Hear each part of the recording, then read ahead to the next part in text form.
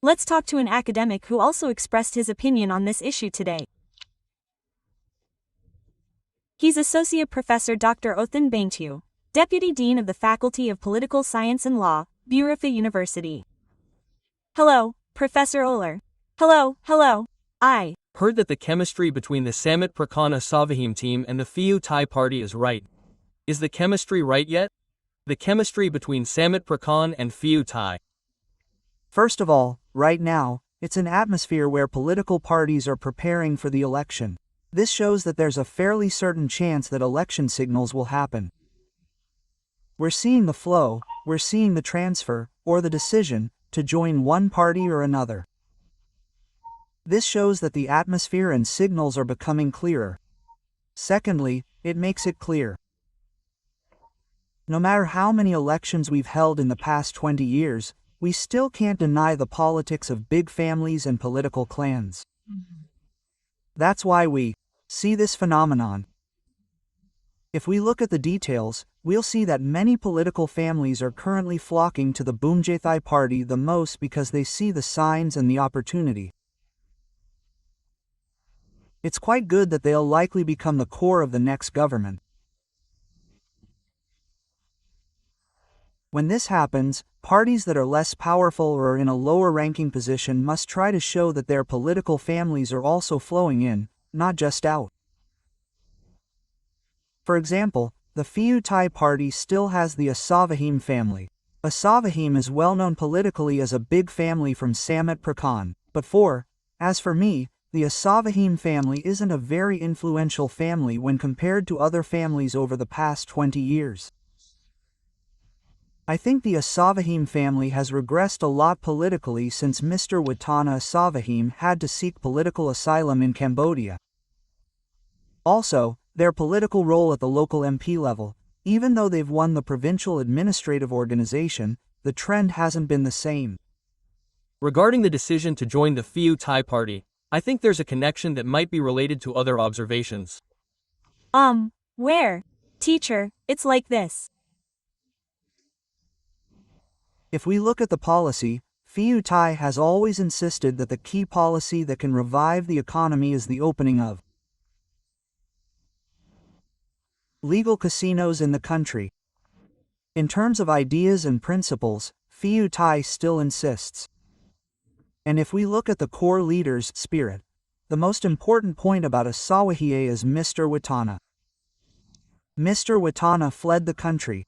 It's strange in Cambodia.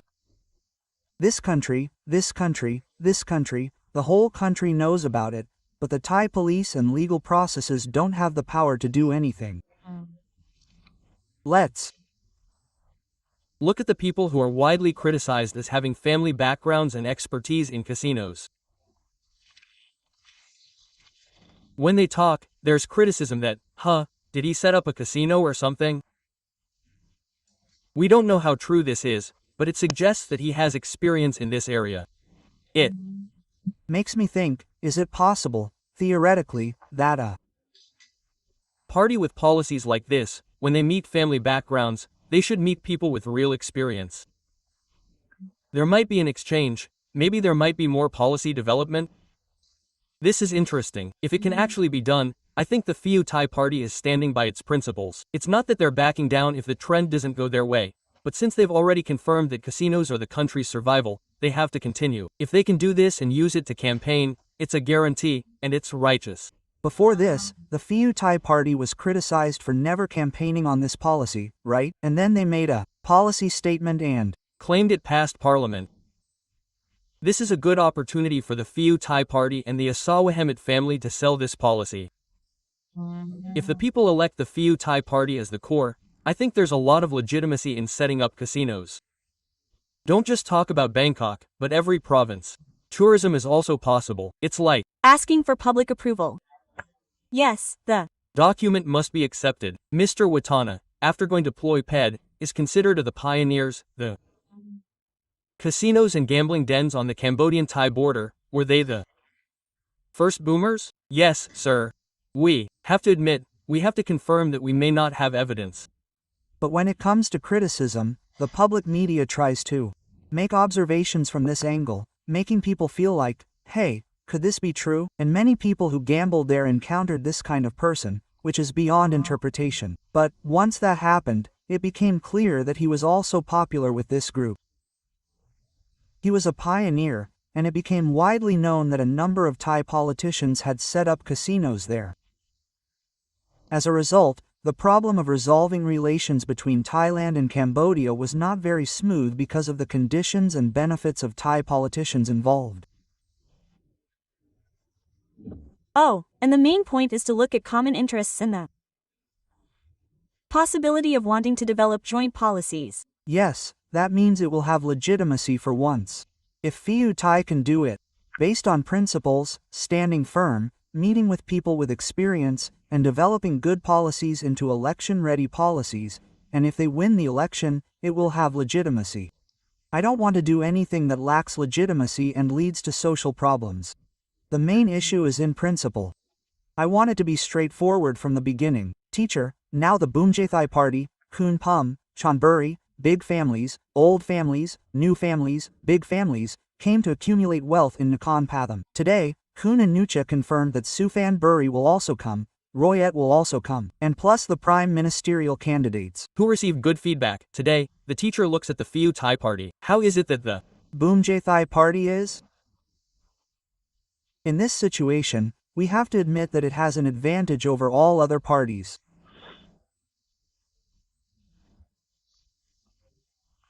Even though it formed a government with a minority, under the first condition, I have important policies that stimulate the grassroots economy, making everyone feel that it has a positive effect on stimulating spending.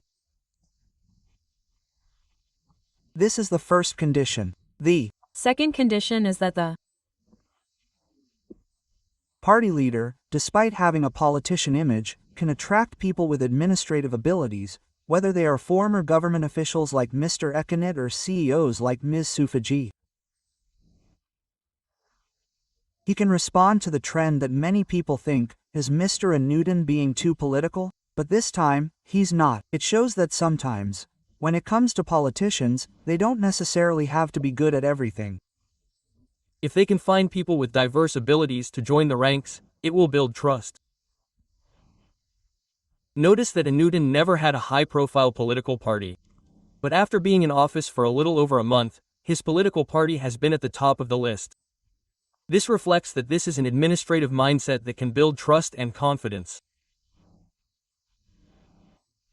When this happens, in the MOA, which promises to dissolve parliament, it makes political families or big families, who have a high political sense, know who has a chance to form a government. So it's not surprising that political families are now evaluating who has a chance to form a government and want to join. But joining a government is different from other governments or elections. People might be in different parties, right? Then they come together to form a government. But this isn't the case. We're seeing signs. The big house in Chonburi might want to keep the Palang Chon party, but not run under it.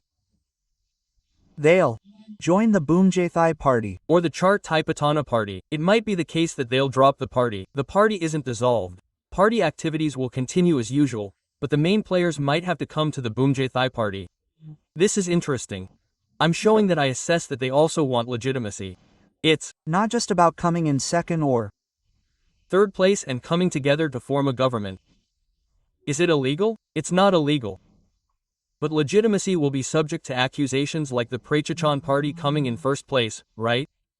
But it has its own limitations and can form a government. But politically, people like to criticize that the second place party won but didn't do anything. Yes, but I'm also proud. Thai people want legitimacy like this. Oh, for example, not being number one, there is legitimacy to form a government. Now, you've already looked past the factors that the professor mentioned in the big family's prime ministerial case. It should be possible to say that the Boomjathai party has a low chance of being number one in the next election. Now, if you ask if all the parties are ready, I believe they're not ready. But when? Comparing the unpreparedness proportions, the Boomjathai party seems to have the greatest advantage. Boomjathai, the Prachachan party, the Kla Tham party, the Pheu Thai party, and the Democrat Party, respectively. Now, regarding the no-confidence debate. Under Section 151, Today Mr. Chulafan Amaranwa, the leader of the Pheu Thai party, said that the censure motion has already been drafted, even though it's clear that if Section 151 is submitted, the constitution will be aborted and the water will be depleted. Or the border problem, if the parliament is dissolved quickly, laying the foundation to solve these problems, will there be problems? Yes, there will definitely be problems because there will be no continuity. But I understand that Pheu Thai has to play this game. Because there is a coincidence from the Thaksin case as well. And in this situation, Pheu Thai must seize power as quickly as possible because if we allow an election, according to the MOA, Pheu Thai might not have the votes. Without the votes, our bargaining power will be low. But if Pheu Thai submits 151-2,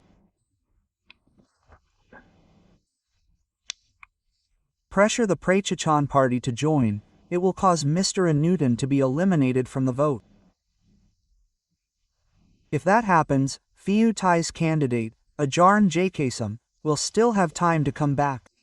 A one-year leave is more than enough time to address various issues, better than an election under the conditions that require Pheu Thai to submit Section 151 on the 12th. But once this happens, it will pressure the Prachachan party to decide whether to abandon the MOA. If they refuse to vote with Pheu Thai, they'll be criticized for being a Boomjay Thai party member. See? Giving in. Might mean losing out on the MOA agreement with Boomjay Thai, but they might create a new relationship with Pheu Thai, stating that they still have 1 year in the Pheu Thai government. If they can topple Anutin, it will lead to a new constitution. This is an interesting perspective, worth considering. With this kind of announcement, Chulfan has no right to refuse or extend the extension, because it's something like a social contract. Some people think that the political decision regarding this debate isn't based on the people. There's no such thing in the equation, teacher. If we're talking about the facts, in 1 month, what has the government done that made the people feel that Oman has failed and is unworthy of being in the government? There isn't. It's a matter of political interests of the political elite, using our lives as hostages. And finally, teacher, there's a quote from Phra Rit of the People's Party that if the Pheu Thai party files a no-confidence motion, then Prime Minister Anutin and Prayut will be like a contractor abandoning the project. How do you see it, teacher?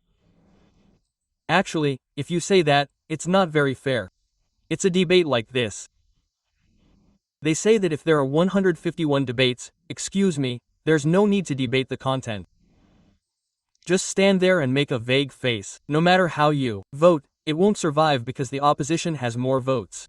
Don't blame me. If you just stand there and do nothing, you'll lose. No, you don't have 2. But if you really want to debate, it's to maintain the system and be fair, to keep the people's hopes alive. 152. And Then, choose only the issues that society feels are failures. Sorry, how do you feel? I don't like to discuss them. For example, these scammers, 888 MPs, 888 ministers, all alone. Are you hitting them to the target? And after that, let the people see which political parties and MPs shouldn't be elected because these people are scammers, these 888 parties. This is what we will benefit from. But right now, there's too much politics. In the public's opinion, as a teacher, as a citizen, if Parliament is dissolved because of the petition for 151, where will the responsibility lie? So, if we dissolve Parliament, if we submit it and it can't be held, that is, if we dissolve Parliament, it's time to submit it, right? So, we have to make a decision. If we know for sure, we have to dissolve it, right? Yes, that's right. It's political responsibility. It's right here. What you said about the government being dissolved and taking responsibility for it can't be done because it's not in the conditions. Because the conditions say to follow the timeline, everything is correct, right? And the opposition party, the People's Party, has the right to talk to the Pheu Thai party. If that's the case, what you said, talked about with the Boomjay Thai party, it will collapse, right? Right now, it's also the politics of the opposition parties, between the People's Party and the Pheu Thai party, trying to seize the advantage. It's the State of the political game. Yes, sir. Thank you very much today, teacher. Thank you very much, teacher. Hello, thank you.